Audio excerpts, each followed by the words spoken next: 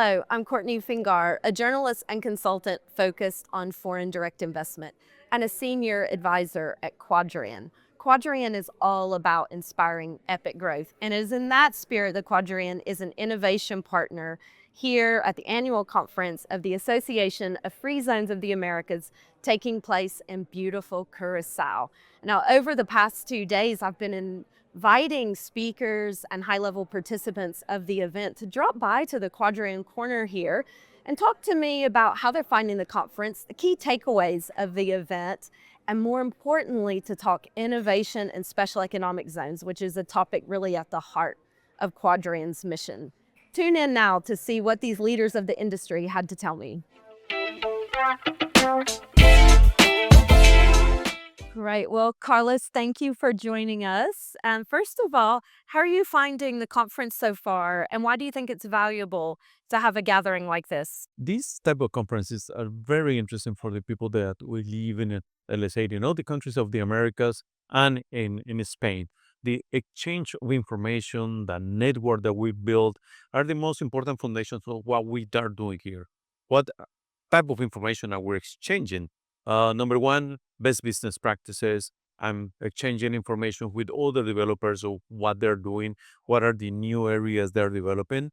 At the same time, we do a lot of network among different free zone developers, different free zone authorities. So we learn on what's going on in other countries at the same time as we share what we're doing in our countries.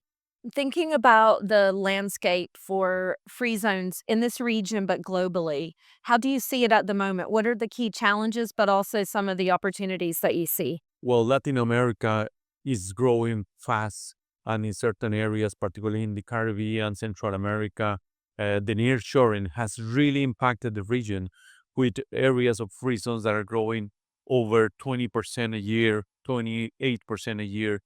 Now, the presence of the free zones in multiple countries is significant. In Costa Rica, they represent almost 14% of the Costa Rican internal GDP.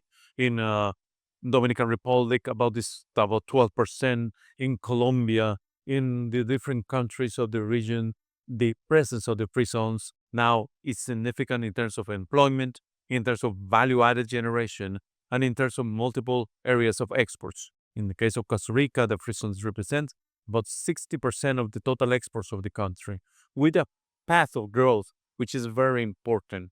Now you see growth of 10, 12% in exports that is impacting the economy of the different countries.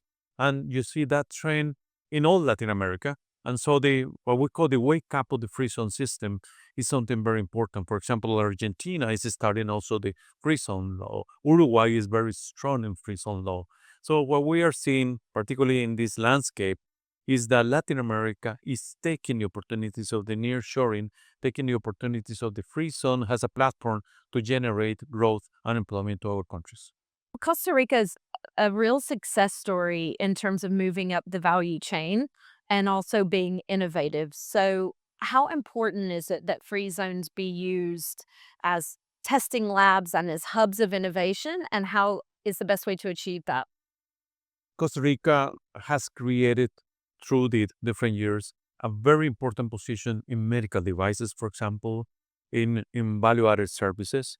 And that is funded on a very important asset that Costa Rica has, which is people.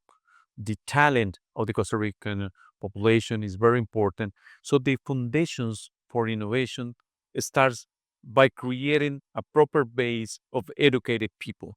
So you can innovate when you have growth, when you have also the skills and the people prepared for innovation, and when you have also the environment where the academia and the companies and the opportunities can get together in order to do the innovation. There are very interesting examples of innovation in Costa Rica. For example, Costa Rica has one of the largest companies in mammalian implants with technology developed in Costa Rica. They took technology developed in France and United Kingdom many years ago, improved that technology, changed it, and created alliances with companies like Intel in order to create new products with new materials that are now leading the mammalian implants in the world. This company is also the first unicorn of the region, and a company that came and is now listed in NASDAQ as one of the fastest growing companies, recently opened the US market, for example. We have very interesting labs also by Boston Scientific, where they have more than 200 people doing research in medical devices. So the progress of Costa Rica in innovation is still far away from where we want, because it's a challenge to increment the participation of the innovation and development of new products. But the important foundations are there, are the people, are the interests of the companies, and are the legal frameworks of in protection of the property, intellectual property that protects precisely that research, and to have a strong academia that can cooperate with the companies and the talent in order to develop these avenues of technology. Absolutely. Those are all the core, I guess, components. And do you think free zones you themselves use enough innovative technologies in terms of their own activities and function? Well, one of the greatest and the fastest growing areas are related to artificial intelligence. Now we see the impact of the intelligence, but at the same time, the benefits of the intelligence.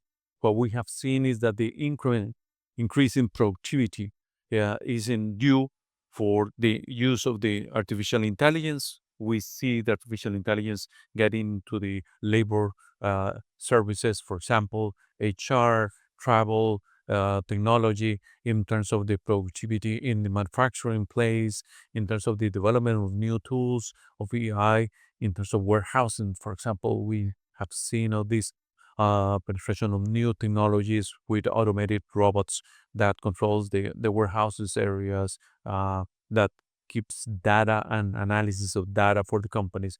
So artificial intelligence is becoming now the new tool, is becoming also the new way to do things, and the collaboration between then the people and the artificial intelligence requires also the skills on the people. So that is the challenges that we have now, which is to develop the talent that is needed with these new skills.